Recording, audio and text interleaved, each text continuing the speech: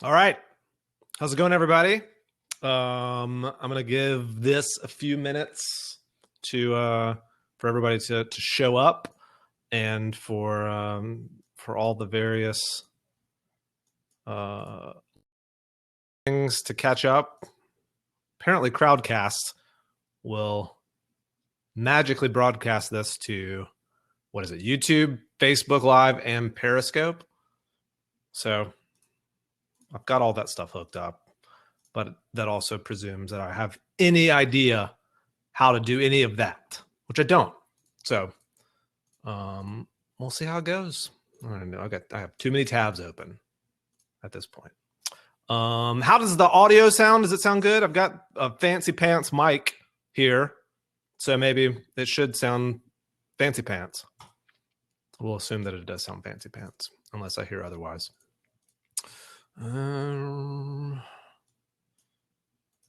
How's everybody's? What is it? Thursday?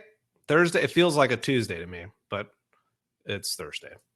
Ken says I sound full and buttery, like I like my bread. Let's see. Anybody working on anything fun today? Or is it all just boring stuff? I had Chick-fil-A for lunch, which, interestingly, there's this new thing. So I'm in Birmingham, Alabama, and we've kind of caught up now with really big cities that have food delivery stuff. Like, so I'm 20 minutes away from, other than like suburbs. But I can get Chick-fil-A now delivered to my house, which I do, which is also dangerous. In fact, this is at least the second time this week I've had it delivered for lunch, maybe the third. Maybe I'm trying to act like I haven't done that 3 times this week, but yeah, so good. Meow, meow, meow. We'll probably start knocking out some of these questions at, we'll say 1:05. So in like 3 minutes. So ask a question. I don't know what your view is compared to what my view is, but there's an ask a question button. And if you see that button or a link or something, you should click that and then ask a question or suggest a topic. I mean, just some random topic, and I can like ramble about it or something. So once we give everybody a few minutes to show up, because I know everyone's not as punctual as the 24 of you that are here right now. Once everybody shows up, we'll start talking shop. Yeah. I have 3 pugs, which makes us borderline weird pug people, but they make lots of noises, so snorts and wheezing sounds. So, if you hear snorting and wheezing, I promise it's not me. I mean, I guess it could be, but I'm not planning on snorting or wheezing. Let's see here. Cool. Got some good questions coming in. I have my setup here, which is now much grayer than I pictured it being. It feels a little bleak. But I've got, I have no way of showing. Oh, yes, I do. So I'm going to do this and it's going to screw up. But I actually have, I've got this light here. I've got, a light over here, a light over there. I mean, we've got a professional production setup here. So all just for you, because I love you guys and gals. All right, we'll do 1 more minute and then we'll start answering some questions here. And you can, the whole time that we're here, feel free to add more questions. It's not like you have to add it all here at the start. But I should be able to knock out as many questions as we got here. I can answer questions all day.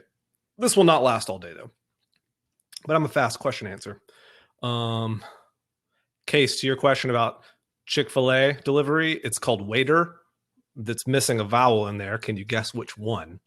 It's the E. So I think it's WAITR, Super Web 2.0, but they will deliver all sorts of stuff. Chick-fil-A happens to be what I'm currently addicted to, though. So, okay, let's start answering some questions here. So what I'm going to do is also there's a voting mechanism here. So like if there's a question you see somebody else answered or has asked that you would love to hear about, vote it up. And I'm just going to start at the top, work my way down. Okay. I think that should do the trick here. Let me close a browser here. All righty. First up. So we got this question here from Sten. Said, what would be your advice for building an audience today if you were starting from scratch? You recently moved away from Medium. So if I was building an audience from scratch, a lot of this comes down to providing value. Now, regardless of how you add this value, it will take a long time. Like it is not a fast process to build an audience. I think so. Having an audience makes it easier to market and grow a given thing. However, it's one of those things like some people recommend having an audience to launch something to. I don't know that that's necessarily all that important. I think having something that provides value is ultimately what's important and will build both an audience and some revenue for you. So my advice for building an audience is create something of value. That could be some content. That could be like articles that are super helpful, some sort of guide, or it can be the product itself. And that was kind of what the case was with Baremetrics, where, I had a little bit of following on Twitter, I guess. But it wasn't so much like people were following me to learn anything as much as it was just people I just knew. Then they happened to be other founders. So with Baremetrics, it was like we launched the thing and this sort of audience grew around it, and things like transparency and like we were sharing all our numbers, and that this sort of audience just built around it, which made things easier. Like each time we launch something or announce something, it makes it that much easier to get some uptake with it. So that my advice starting on it today is just start creating something of value and give it away, or a product, and then don't give the product away, but you're exchanging money for the value that you're providing there. All right, next here, also from Sten. So bootstrapping versus raising money. Could you share your views on this topic? So short history lesson on Baremetrics here. We raised $800,000 back in 2014. So 500,000 actually in 2014, and then an additional 300,000 on the latter part of 2015. We had to do that because we were running out of money. So, which now we're not. We're profitable now. But that's that's a perfect example of like the VC sort of cycle that people get stuck in, and that's why you have like Series F rounds, because companies they hire really fast, and then their burn rate is just massive, and they can't possibly catch up growth wise, so they have to keep raising money. They're just stuck in that cycle until you become profitable, which is what we ultimately did because we didn't want to keep raising money. Now, bootstrapping, I think for most companies is the right way to start. I think too many companies think that they need money. There's unquestionably cases where you just can't build up some massive, infrastructure thing. Like it would require all this hardware, like all that stuff. Is very cash or capital intensive on the front end. But most just software products, like you don't need money to build that. You need that if you want to like not have to like work hard to well, the problem is like people think that like I can't survive unless I'm getting paid something, right? And then we got to build this thing for like a year, 2 years, maybe. We'll beta test it for 6 months or something. But like you don't need to do that. You can figure out if the product that you're building is worth it without raising money, especially in the software world. So my advice is to bootstrap. For most people, there are caveats here, for days, but the average software startup, I would suggest bootstrapping to start with. Show that you can get some revenue, that anyone actually wants the thing that you're building. And then if you feel like you still need, like that cash would be useful for growth, I think raising money, if you have some sort of channel for growth that you can put money into to grow, it can be really beneficial. So I think a lot of times people raise money and then they use all that money to hire, and that is a knob or a lever or whatever that you cannot adjust easily. That's, once you've hired 10, 20, 30 people, you can't just be like, sorry, I'm not going to pay you anymore. So I think having something like using the money that you raise on something like paid advertising can be a really useful way to use venture capital. So that's my views. I'm not anti investment money at all. I just think that there are lots of cases where it's not useful or it's actually harmful, and people get into it thinking it's the only way to do things, and it's not. So, Adam DeLong asks or says, first, your hashtag terrible cold emails tweets are fantastic. Thank you. Second, you and your team have shipped a lot of products in your career. What is the strategy for shipping so much? So, I think, okay, so there's two aspects of this. One, so I personally have been building and shipping things for 15 years. Baremetrics as a company has been doing that for 4 years, a little over 4 years now. So for me, like as far as me shipping stuff in my career over the past 15 years, one that like the big kicker there is that I can code. So I'm not like a great coder by any stretch, but I can have an idea and then make some version of it become a reality. And so then that kind of gets the ball rolling. So the strategy for me to have done that in the past is just like starting something and shipping it as fast as humanly possible. So with Baremetrics, like it started as just like me scratching my own itch thing. And I didn't have any desire to spend a bunch of time on building any kind of company. I just needed the sort of the feature set that it provided at the start. And so I committed to spending as little time as I could making something useful come out of it. So, I mean, I spent from idea until I launched it was a month. But I was balancing consulting work and a couple other SaaS products I had at the time. So I think in all, I spent like 7 or 8 days period building the first version of Baremetrics. So the key is to just not get caught up in creating this perfect end goal product. Like it's just to get something out there to have some people start using. And I mean, we kind of view this the same way now as we ship improvements to Baremetrics or new features in Baremetrics is, we'll start beta testing it with a small subset of customers as soon as we can. And we'll get feedback on that and we'll adjust as we go. And then we'll launch it and then we'll adjust after that. So like we want to get the most basic version of something we can get out the door just to prove the concept. So that's the strategy really, is to just is to not get caught up on having this, perfect product launch or feature or whatever. Next up here, let's see here. Whoops. Wrong button, Josh. Okay. Okay. So Tim says, in my second real startup, I'm in my second real startup and I've worked for others. My feeling is that 90% of the planning we did, financial, business, product, vision, technical, marketing, that's a lot of planning, man, ended up shelved or forgotten within no time because of current events. How do you look at planning in general? So there's a couple of types of planning that can go on. Well, there's a dozen different types of planning apparently.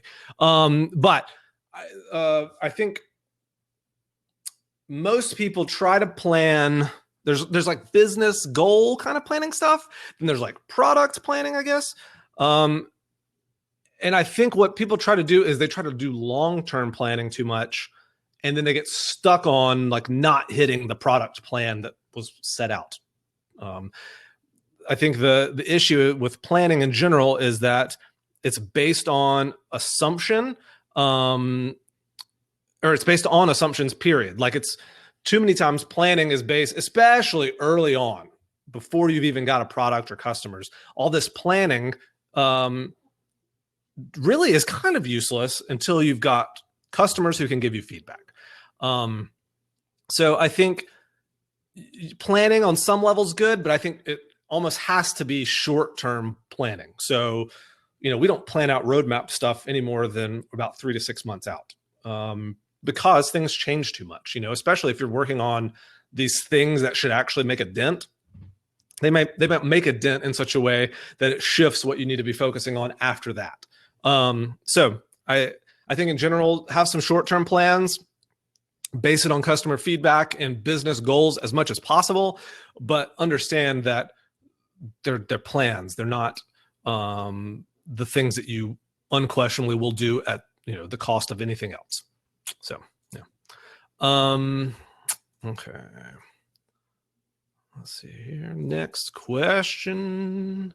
These things have kind of gotten out of order here. The vote system. The vote system's broken, guys. Let's see here. All right, let's scroll through these. Adam asks, what's it like growing a family while depending on your own entrepreneurial, 15 years in, entrepreneur is still the worst word in the English language, while depending on your own entrepreneurial ventures versus a steady income. Okay, so I started just making junk when I was, high school, really. But I started doing it and making money from it in college. Still, like at the time, single guy, staying up till 2 and 3 a.m., just making stuff in my dorm room. So, so my wife and I got married. We met in college. We got married right after college, like summer, graduated college, got married that same summer. And I was from the start self-employed, like doing freelance consulting stuff, had these like random websites I was making money off of. And that's kind of the only thing that we've ever known. So, my wife and I are about to celebrate 13 years, our 13-year anniversary. Like, we haven't really known what I guess most people would consider stability in that regard. We're just used to the ups and the downs. If anything, Baremetrics has been the most stable it's ever been. So, I consulted for 10 years and that's all over the place. And there's things you can do to kind of stabilize consulting income. So, paying yourself a fixed paycheck, but that's enough that can handle ups and downs and the ebbs and the flows of consulting income, right? It kind of averages that out. So like, when you add kids into the mix, that does make it harder. Like, I unquestionably get kids cost just a freaking crap ton of money. They're little money pits. Love them, but man, they like to use the money. So I think it's so much harder, but the more that you can, I think you have to have a certain level or like appetite for risk. I think that's just, it's sort of like a personality thing. But I also think there are things you can do to stabilize that. So maybe that's offsetting some, say, app income with some sort of consulting, or building up, say, 6 months of savings so that you can give yourself a little bit of a runway. But as far as what it's like, really, 13 years it's the only way that we've known it. So I don't know what maybe a traditional sort of stable family income looks like. So, okay. Next up, Tim talks about the topic for discussion here, we say, is the SaaS explosion. So he says, I'm using 10 plus SaaS services ranging from AWS to Stripe to MailChimp and Heap. Any opinions on tying your business to so many other businesses? So I am burned out on some SaaS products. Like, I bet we pay for 40 something different SaaS products. I mean, it's just ridiculous, right? It's silly. So I don't know. I mean, like, as far as tying our business to so many other businesses, so what's the dangerous part to me is not like, I'm not worried about AWS, Stripe, and MailChimp, for instance, going away. Certainly not like overnight. Those are all relatively stable companies with a lot of revenue. So I'm not worried about those. Now, what gets me a little more concerned are using what I would say are like the SaaS world can be very self-serving, where like when a SaaS company all their revenue is made up of the money from other SaaS companies. It's like everybody's just paying for each other's services. That gets a little iffy. But it depends on like what I think where it gets dangerous is when you start using lots of free tools. So I avoid as much as is absolutely possible to use any free tools for Baremetrics, because I want to, if I don't have to pay for it, then it may not be around. And I want to use things that are worth paying for. Like, they're probably not making any sort of relevant difference to my business if it's not even worth paying for. So I get it's totally different in the consumer space, but in the business world, just charge for the dang product and let me pay for it. Otherwise, I have no intention of using it. So I don't know, maybe that answers the question or not, but let's see. Up next, okay. Peter says, how do you balance the 3 projects you're working on without feeling spread thin? So he's referring to Baremetrics, Cedar and Sail, which is like my little handmade, I make planters and stuff. So like there's like this thing, these little concrete things. Yeah, there's another one here. Either way, that's like for kicks on the weekends kind of stuff. And then Rockberg, which is this like music industry simulation game that I'm also building for kicks. So how do I work on all 3 without feeling spread thin? So the caveat there is that I do very little on Cedar and Sail and Rockberg. Those are all like spare time kind of, nights and weekends kind of stuff. I mean, my work day is all Baremetrics. The others are just for fun to like flex the creative muscles that I don't get to use that often in the CEO role of Baremetrics. So the balancing is just, it's time management. It's, I don't rely on or make any money from Cedar and Sail or Rockberg. They're just like fun things to do for kicks. In the same way that like somebody might play soccer with like, in their neighborhood with some neighbors or something, or somebody like likes to go fishing. I mean, whatever. Like, yeah, there's not really a balance thing. It's just I do those at different times. So, Dylan asks, how do you balance paying off technical debt with building new features? Holy moly, man, that's hard. That's really difficult to do. I think the technical debt stuff, it ends up being like, we attempt to, as we're building out maybe new features on or improving a feature, that will improve the technical debt side of things as we go. Or, it's like fixing some bug, we realize, we need to write a test for this, and it affects these other 3 things. Let's go ahead and adjust that now too. We spend a little bit of time. I mean, so most of our technical debt ends up revolving around database stuff. So we have all sorts of database issues. I mean, so we're storing just terabytes upon terabytes of data, but everybody's metrics and all that comes with that. And then crunching the numbers around that, it's very difficult and requires a lot of resources. And they're all can just be really finicky. So our technical debt tends to be like, we had to do this thing to make this database weird edge case work. And now we're having to like, now that's not an issue anymore, but there's this other issue. And so we have to just constantly adjusting database stuff, and it, everybody hates it, but that's kind of just part of it, especially like scaling up a very data heavy company has all sorts of technical debt. And I don't know if there's not a good solution there. It sucks a lot of days though. Next up. Okay. Johnny says, or asks, I don't know why I keep saying people are saying things. They're asking questions here. Okay. Johnny asks, when do you consider an idea validated? Is there a certain customer or MRR threshold that you have? So to me, it's less about a specific number, because the specific, say, MRR itself varies industry to industry. What's reasonable for one is not for another.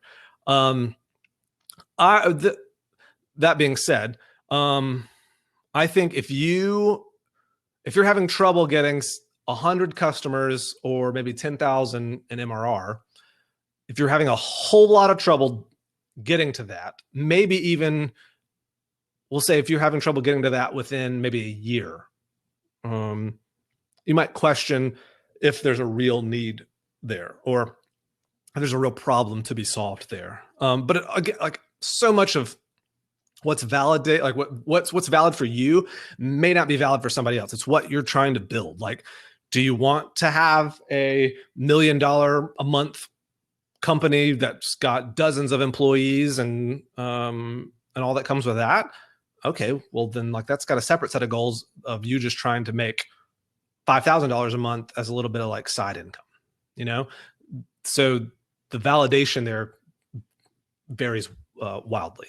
I know that like I had a couple of SaaS products where I had spent a couple of years working on them and only had like a few $1,000s in MRR, and a few dozen customers, like stuff like that. It's like, man, this is what I should have thrown in the towel a lot sooner on those.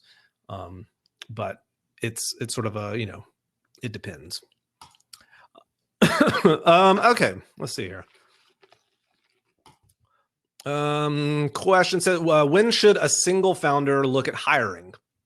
So my general thought on hiring is, as soon as you can afford it, hire out the things that you're doing, because you're not good at everything. In fact, you're probably very good at very few things. And the more that you can hire out those tasks to people who are really good at those things, the happier you'll be and the more your company will grow. But I think you should start looking at hiring when you can afford to start looking for hiring. Simple as that. Let's see. Boom. Sten asks, is Baremetrics remote? And if so, how do you communicate strategy, align goals in an effective way? Yes, totally remote. Have been from the start. I'm in Birmingham. No one else is nearby. And we're spread across 4 different countries currently, 4 different time zones. Biggest time gap is about 6 or 7 hours. So how do I communicate strategy and align goals? So a lot of that's just like little things here and there as we go. That's during like our Monday morning weekly video chat stand-up that we have. That's at company retreats where we, I give this thing called the State of the Metric, where we talk about the past year and kind of, maybe some goals for the future and things to look out for, that kind of stuff. And it's in like one-on-ones that I have with individual people on our team. So communicating it is just communicating. It's talking to them. We don't get to do it in person as often, but we certainly have lots of video chats, Slack chats, emails, all that stuff. And it's just taking the opportunities that you get to sort of drive home that stuff. And a lot of that is trickles down from, how I talk about things, or like my own excitement about things and the clarity that I have about where we're headed and, why we're doing it, that kind of thing. Let's see. But follow up to that. So Tim asks a follow up on that. So saying, how do you handle the HR stuff like payroll, contracts, etc.? So the labor laws must also be quite different. Yes. So we have how many people here in the U.S.? Four of us in the U.S. For all that includes myself. The four of us here in the U.S.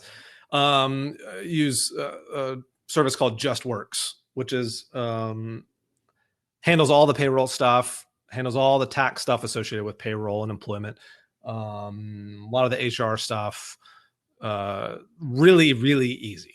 I mean, like it's a no-brainer to do something like that. Now, and everybody outside of the U.S. Is technically, as far as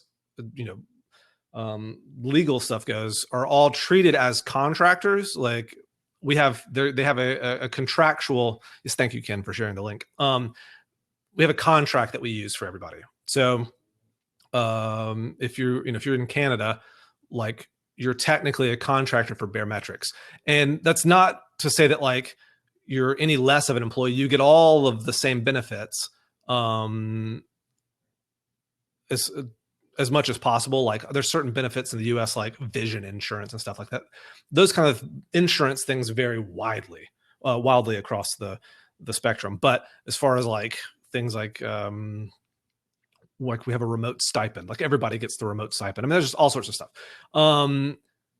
But the reason that we can't make you like a full-time employee in, say, Canada is like we would have to have an office in Canada. I think it's too expensive.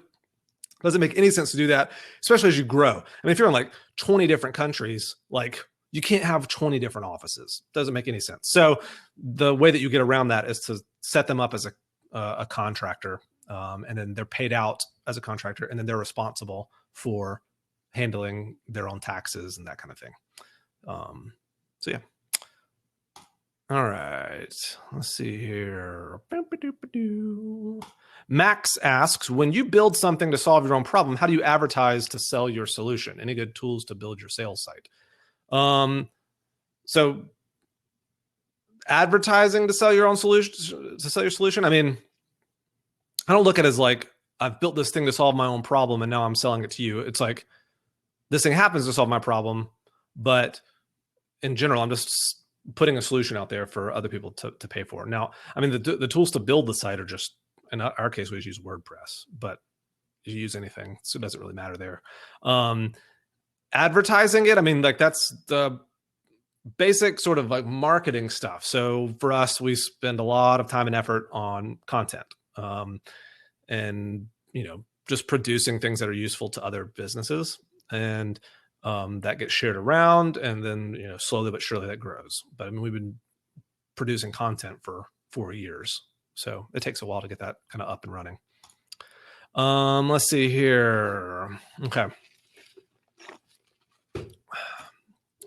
Mr. or Mrs. Front Nine Agency Inc. Asks or says, it's just me and one other partner co-foundering in a new venture I'm working on. I feel we both bring equal intelligence to the startup. Is this always a logical 50-50 split on equity? Sure. I mean, like, there's a lot of different, there's no right or wrong answer to that. I think you could argue either perspective of like, oh, it should be 60-40. It was my idea, blah, blah, blah. Like, you could go either way for the rest of eternity. At the end of the day, like 50-50 versus 60-40 doesn't matter. It just doesn't, like if you're using your split of equity to make decisions, like to hold that over the other person, that's going to backfire on you. Probably like, well, equity's 60-40. I get the last say because I got 60%. Like, don't do that. It makes you a jerk. I think a lot of equity comes down to what it depends on how invested you are into the outcome of the product. So like, I think if you're splitting equity amongst people, the conversation you have got to have before is what happens when one of you is done and is over it. Like you can't just stop and not show up to do work and then keep your 50-50, right? So you've got to talk about what happens in the scenario where one of us is burned out and don't want to do this anymore, or one of us has some life event that means I got to go get a full-time job somewhere else, I can't work on this anymore. You have, as long, like that's the thing you got to talk about before. And if you can figure out what to do there, just split it equal and everybody's happy. That's what I say. Okay. Tim asks, how do you balance time between building new features and extracting the maximum value out of current ones? So I'm a little ADD about new things. So it's really easy for me just to, get really distracted and be like, oh, that sounds like a great idea. Let's do that. And that can be really distracting, especially for a team of people. So I think my current thought on that is, as far as like maximizing value out of the current ones, in theory, if you're building something, it should be providing value for a long time to come. So to me, you can't just like sit there and extract value forever until you can't extract anymore and then start building a new feature.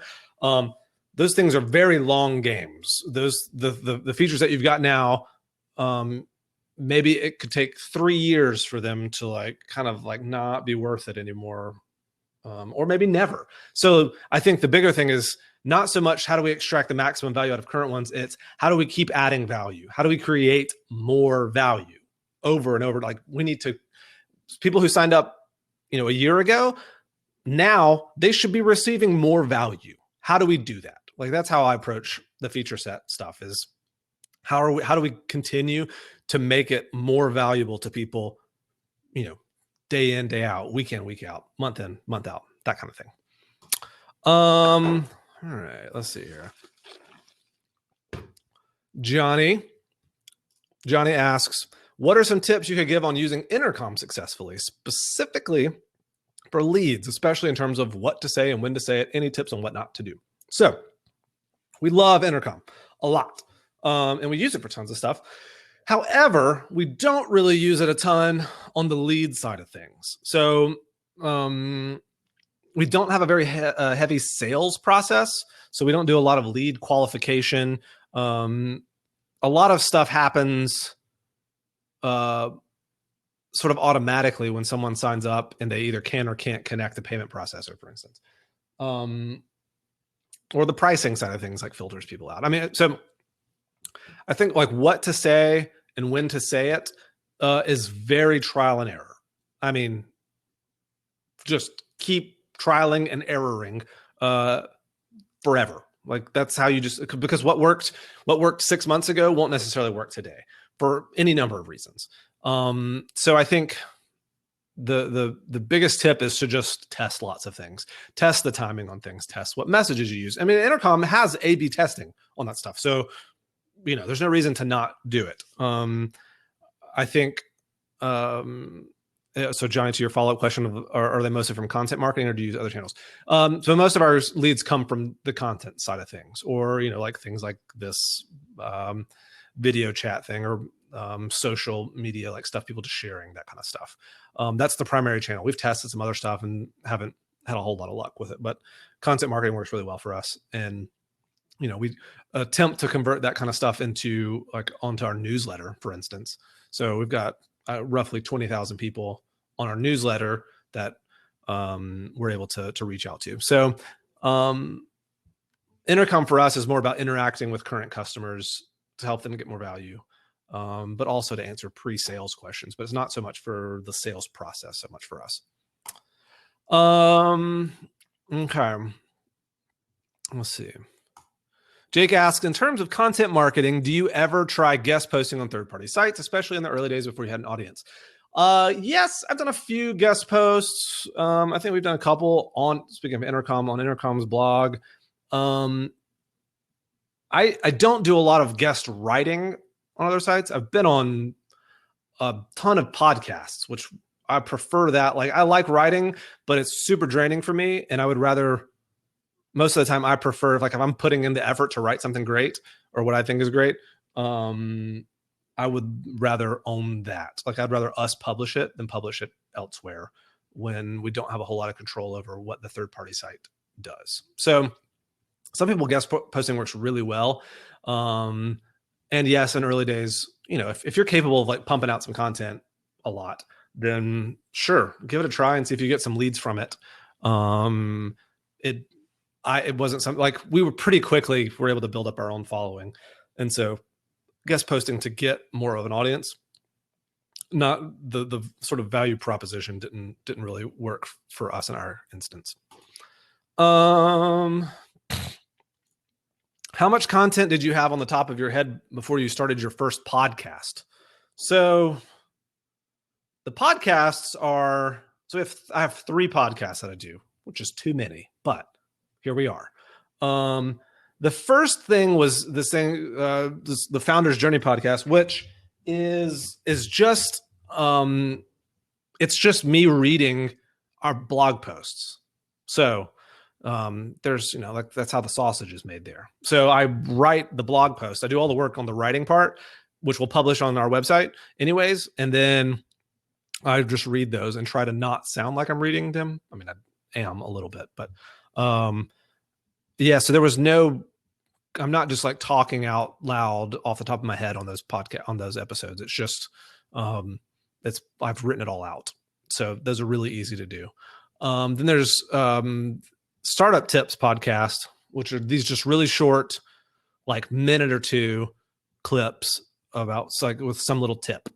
Again, I've written those ahead of time. A lot of those come from blog posts I've already written. And so those are really easy to do. And then there's Founder Chats, which is where I interview another founder and we're just kind of like talking shop, sort of like this, but about one specific business. I do have to do a good bit of work ahead of time on those, just researching the other person as much as I can so that I'm at least somewhat prepared.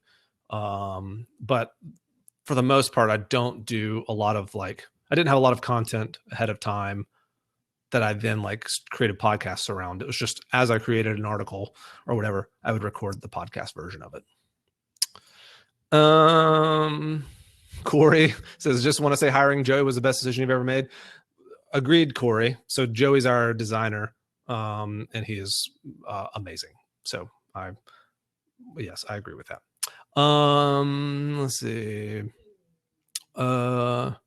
Good question here. Can you talk about pricing? So our tool is used by agencies and enterprises. So how do we go about structuring our pricing? Should we go with per seat or per project pricing? Pricing is another of those things that you just have to test into oblivion. You can make some educated guesses, but there are so many variables into why pricing does or doesn't work. You have to just test those assumptions. I think most people start pricing far too low, especially if you're doing anything for an agency or an enterprise. Like those people have a lot of money to spend on tools. Yeah. So if you shouldn't be charging an agency or an enterprise $20 a month. You should be starting at $100 a month. The per seat stuff could work if per seat or per project is something that scales up a lot. But again, you just have to test that stuff a lot. Test it every few months. You basically say, I'm going to launch a new pricing test every quarter, and be really diligent about that stuff, and you'll come up with some insights that you'll find pretty useful long term. So I'm about to answer the last question here. Unless anybody else has other questions, go ahead and put them now or else, because I don't have any other questions to answer. But yeah, after this one, unless anybody has other questions, we can wrap it up. So Max here says, when you build your solution, do you build an extra page on the solution site to take payments, or do you build a separate site to handle the payment? Then do you manually set up user accounts on the solution site, or is there a quick method to automate the process? The payment thing is just part of the product.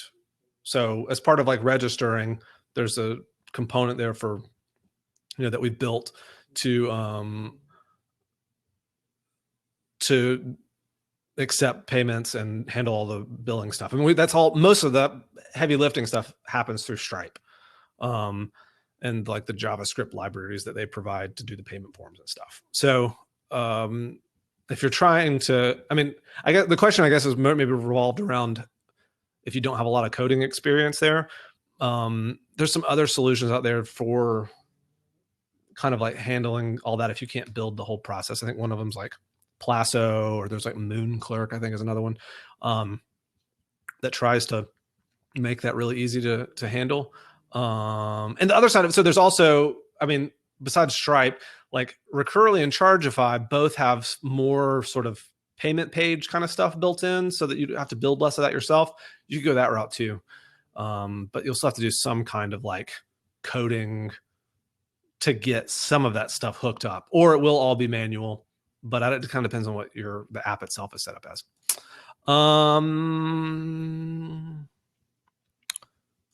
So Jake asks, how did you promote your own blog posts in the early days prior to having an audience? You have a solid audience. Surely it wasn't as easy as write it and they will come. You're correct that it wasn't that easy. However, the angle that we took early on revolved around the transparency thing. You know, I had written a couple blog posts in the first few months that didn't see a whole lot of traction. But then a few months after launching, we made the Baremetrics dashboard public. So like demo.baremetrics.com that showed all of our numbers. And that like got us exposure that then made it much easier to build blog posts up and the audience around all that. So kind of became our thing to have this sort of like radical transparency thing. And that was also becoming really kind of popular. So like Buffer was, you know, had really sort of gaining some traction about being super transparent, or like Alex at Groove, you know, was publishing their like journey to, I think it started off as $100,000 a month in revenue. And so I was writing a ton about that, and it kind of just got grouped into that whole snowball. So I don't know if that was a timing thing. I mean, it wasn't like I was intentionally being like, I'm gonna do the transparency thing, and then this is gonna get us lots of marketing and exposure, and then we're gonna have an audience built around transparency. Like I'm not that smart. So I think I just lucked out because I tried a lot of stuff.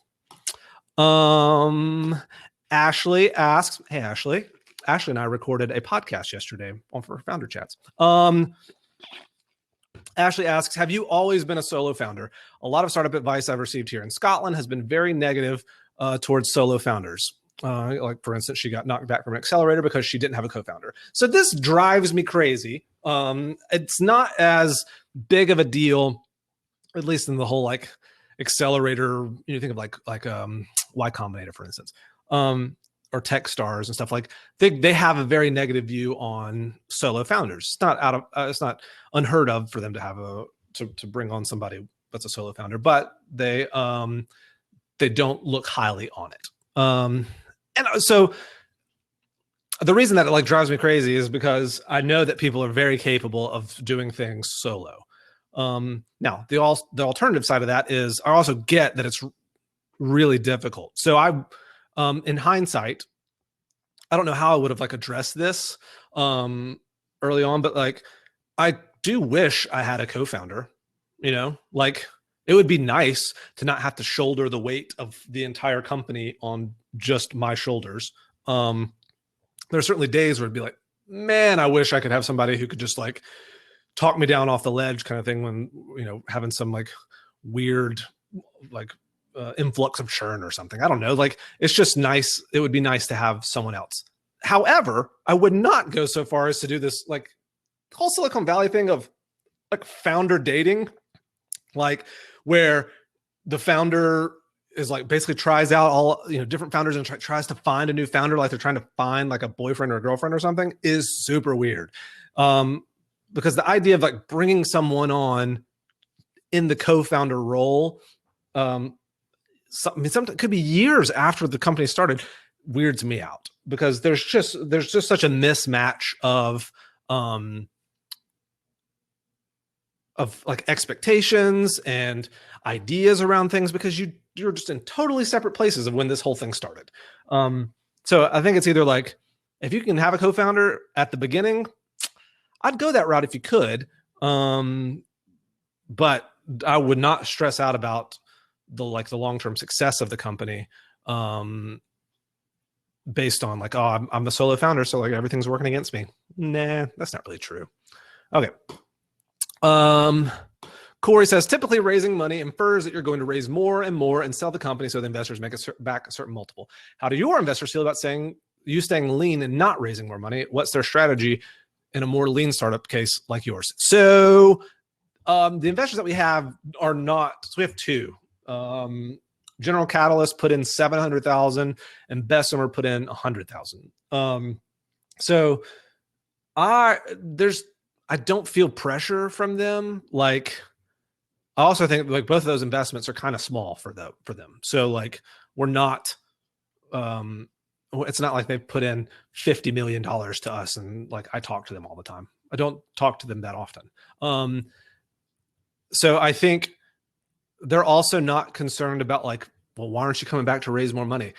Like when we got to profitability a year ago, it was for both of them was like, great job. Like that's fantastic because, especially because we had to like raise a little bit more because we were running out of money. And, you know, I think people think that that investors care a lot about that stuff.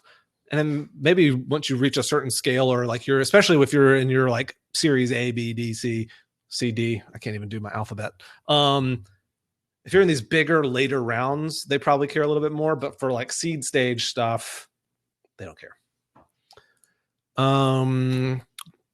Let's see. Johnny asks, do you have any tips for those that are thinking about raising venture capital? Did you start small, raise a friends and family round?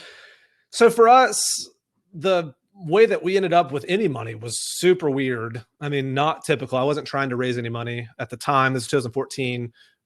Stripe approached us about doing this like Stripe fund thing, basically saying we want to invest in people who are building stuff on top of Stripe to sort of like build up this like ecosystem thing.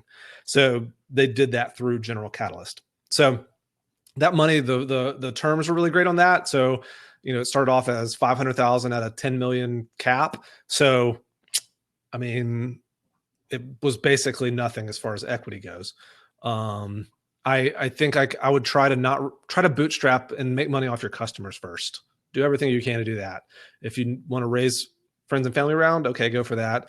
Though that like muddies the waters with those relationships. So I'm not a huge fan of that. Also look at things like lines of credit or like a small business loan or something like that from your local bank can get you over a hump if you need it.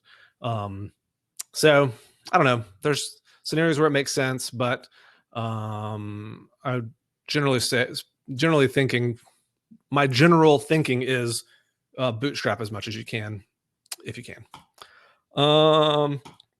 Ken asks, since you brought up the open transparency thing, would you do it again? Were there any downsides you experienced as a result of the transparency? And would you recommend this kind of financial transparency for a bootstrap solo founder startup starting out in 2018? Ken, man, that's like four questions. It's fine.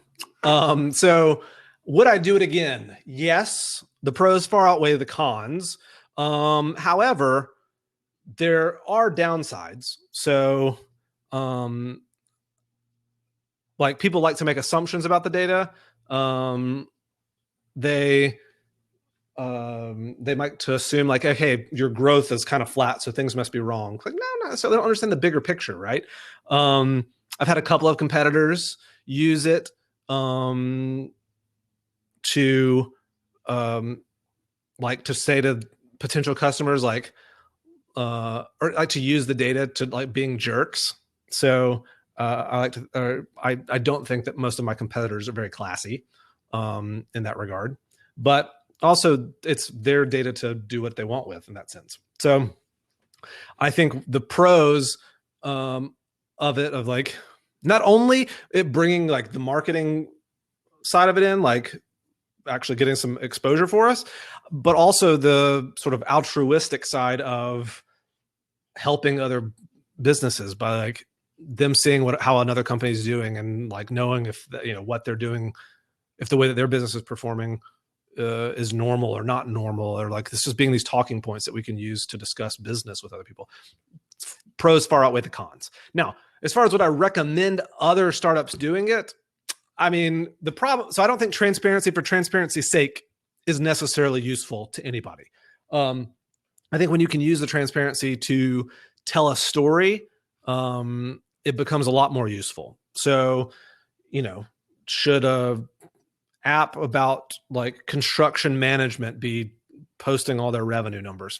I don't know. I mean, is it useful to their customers? I don't know that it is, but if you can use that to tell a story, then yeah, I think it can be really useful. But I don't know that transparency for transparency's sake is beneficial in and of itself. AJ says, how do you think about pricing? I think you need to test it a lot. I think you should start pricing a little bit higher than what you feel comfortable with, because I think most people start out way too low on pricing because they think like, well, it feels like I wouldn't pay more than $10 a month for this, so I shouldn't charge more than $10 a month. Like, you're not your customer. So I think you should charge more than you think you should, and you should constantly test it. So I was mentioning another question. You should be testing that stuff basically like every 3 months to test, those kind of assumptions. Okay. Any other questions? Add them now or face the consequences of not having a question answered here in this particular Founders Live thing. So the plan is to do these Founders Live things every month. I have plans like this constantly that I don't have a chance to follow through on, but that's my goal, is to do it, once a month. We'll sit and talk shop for however long. Usually it does end up taking about an hour or so. But I get tons of emails asking these kind of questions, which are great, but I talk a whole lot faster than I can write. And so most of the time, my plan is to just start funneling people that ask questions to the next Founders Live event and answer them there. So it's a little bit better, more efficient use of my time. Thank you all for showing up. Anytime anybody shows up to anything like this at all, it means a lot. Even if it's like one person, cool. Yeah, it's a privilege for me to get to do this and like that anybody cares. So yeah, it means a lot. I think the video for this should be saved to view after the fact. But yeah, hit me up on Twitter if you have any follow-up questions or whatever, or feedback about anything. Twitter @Pigford, or shoot me an email, josh@baremetrics.com. And I think that's it. All right. I hope everybody has a wonderful rest of the week, and I'll see you around.